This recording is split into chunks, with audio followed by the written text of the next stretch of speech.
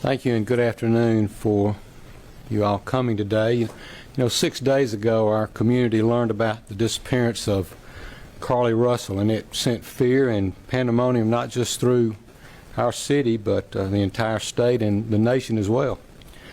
The media quickly joined us to get the word out about CARLEE. Our community sprung into action and they organized search parties, arranged prayer vigils, and they took other steps that I'm not even aware of to help in this situation. The Hoover Police Department quickly rallied multiple partner agencies, stopping at nothing to find CARLEE. I'd like to take this time to say thank you first to the Hoover Police Department, our partner agencies, our wonderful community, and to all those that aided in some way in connection with this situation. As the days have gone on and more information has been shared, we know everyone has questions. The Hoover Police Department is known for being very methodical and thorough with their investigations. For that reason, we did not feel comfortable speaking in detail publicly until now. It is important that we share this information now so that our community can be put at ease. So at this time, I'll turn the microphone over to Hoover Police Chief Nick Dursis. Thank you. Thank you, Mayor. Thank everyone for being here today. Besides me stands the team who played a significant role in this investigation. I want to thank our department, members of surrounding local law enforcement agencies, the FBI, Secret Service, United States Marshals, and ALEA for their assistance in this case.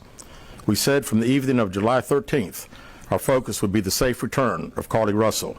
That occurred on Saturday, July 15th, approximately 49 hours after she called 911 and disappeared.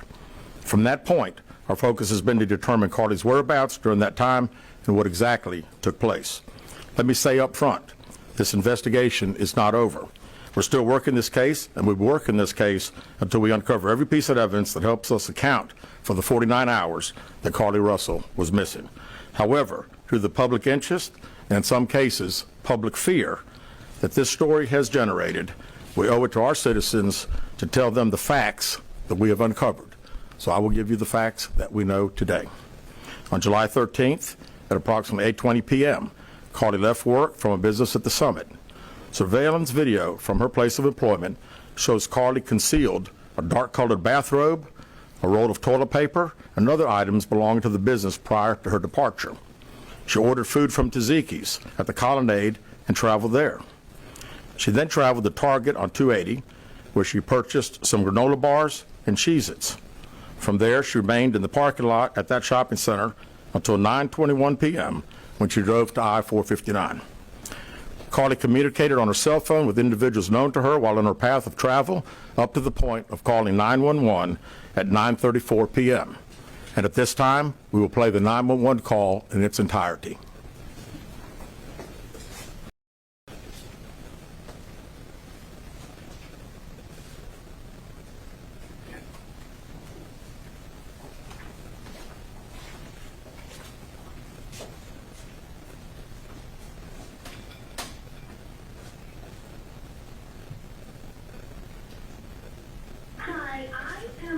Interstate 459, and there is a kid just walking by themselves. Oh, hold on. Where on 459 are you? I'm right next to the exit 10 by the Humber Med, like to get off by the Humber Med. Okay, so you're before that exit? Yes. Okay, and were you headed southbound or northbound? Like towards Tuscaloosa or towards 280? Towards Tuscaloosa. Okay. And was the child on the left or right side? On the right side. Were they walking northbound or southbound? They're walking towards Tuscaloosa. Walking southbound? Or how old do they look? Like a toddler, like maybe like 3 or 4. Did you pull over with them? Are you still with them? Yes. Okay, are you with the child? Do you mind staying and keeping an eye on them until we get there? Yeah, sure, yeah. Okay, what kind of car are you in? I'm in a red Mercedes-Benz. Is that a sedan or SUV? SUV. I mean, it's a sedan. Sorry. Can you put your hazards on for me? Yeah, they're on. Okay. Did you talk to the child at all, or did you say anything to them? No. Okay. No. Do they look like they're injured? No, they don't. Are they white, black, Hispanic, or Asian? They're white. Okay. Is it male or female? I think it's a boy, a little boy. White male? Okay. So is he wearing clothes? Yes. Okay. What is he wearing? It's a white t-shirt, and it doesn't look like he has any pants on. It looks like a diaper. And you don't see any cars anywhere? No, no cars anywhere.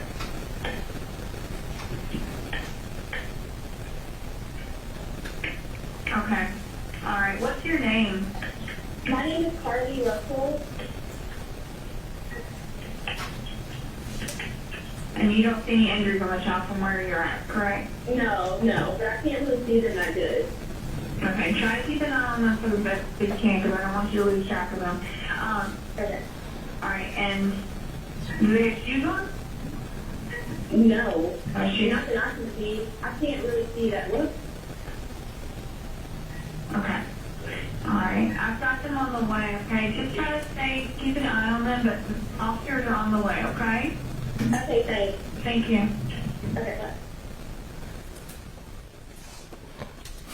CARLEE called a relative after speaking with the 911 operator. She went missing during that conversation sometime after 9:36 p.m. Traffic camera footage was obtained which depicted this portion of the incident, and that footage was analyzed as part of the investigation in conjunction with the 911 call and cell phone data to accurately determine the time frame. CARLEE's 911 call remains the only report of a child on the interstate, despite numerous vehicles passing through the area at that time. No one has called to report that a child is missing, and the Hoover Police Department did not locate any evidence of a small child walking down the interstate. Data from CARLEE's phone, including her Life 360 app, shows that she traveled approximately 600 yards in her vehicle while she was on the phone with 911, stating that she was following a child. 600 yards. That is 6 football fields straight. 600 yards. The Hoover 911 Center received a second call from CARLEE's mother stating that a relative was on the phone with her when they heard CARLEE scream, and then they had an open phone line. Hoover police officers arrived on the scene within 5 minutes of being dispatched, and several other officers arrived shortly. They located CARLEE's wig and cell phone in the grass near the vehicle. Her purse was located in the front seat of her vehicle with her Apple Watch in the purse. The food she ordered for Tzatziki's was also in the car. The items she purchased from Target, as well as the items taken from her place of employment, were not in the vehicle, nor were they located anywhere around the scene. Hoover Police deployed all available assets from the point in the search for CARLEE. Additional resources were called in to include our own drone unit, crime scene investigators. Numerous detectives responded to the scene. Throughout the day Friday, officers from surrounding local and federal agencies assisted Hoover Police in the search for CARLEE Russell. Officers returned to the scene on 459 to conduct a thorough line search for evidence. K-9 teams from the Jefferson County Sheriff's Department responded to check for any sign of CARLEE, the child that she claimed to see, and anything else that could be considered evidence in this case. Those searches all turned up empty. Private citizens, including search parties organized by her family, friends, began looking everywhere that they could to find any trace. These searches took place throughout the day Friday and again on Saturday, yielding nothing. At 10:44 p.m. on July 15th, the Hoover 911 Center receives a call from CARLEE's residence stating that she returned home on foot. In subsequent investigations, detectives obtained surveillance footage of CARLEE walking down the sidewalk alone prior to arrival at her residence. She was conscious and speaking with paramedics when she was transported to UAB. Detectives were able to obtain a brief statement from her prior to being treated and released. During the statement, she told detectives that while traveling down the interstate, she saw a baby walking down the side of the road and called 911. She stated when she got out of her vehicle to check on the child, a man came out of the trees and mumbled that he was checking on the baby. She claimed that the man then picked her up and she screamed. She stated he then made her go over a fence. She claims he then forced her into a car, and the next thing she remembers is being in the trailer of an 18-wheeler. She stated that the male was with a female. However, she never saw the female, only hearing her voice. She also told detectives she could hear a baby crying. She told detectives the male had orange hair with a big bald spot on the back. She said she was able to escape the 18-wheeler and fled on foot, only to be captured again and then was put in a car. She claimed she was then blindfolded but was not tied up because the captor said they did not want to leave impressions on her wrists. She said that they took her into a house and made her get undressed. She believes they took pictures of her, but she does not remember them having any physical or sexual contact. She stated the next day she woke up and was fed cheese crackers by the female. She said the woman also played with her hair, but could not remember anything else. At some point, she was put back in a vehicle she claims was able to escape while it was in the West Hoover area. She told detectives she ran through lots of woods until she came out near her residence. During this interview, detectives noted that CARLEE had a small injury to her lip, and she claimed that her head was hurting. She also had a tear in her shirt. Detectives also noted that she had $107 cash in her right sock. Out of respect for CARLEE and her family, detectives did not press for additional information in this interview and made plans to speak with her in detail after giving her time to rest. We're analyzing data from CARLEE's cell phone that was left behind at the scene. We enlisted the help of the United States Secret Service in conducting this analysis.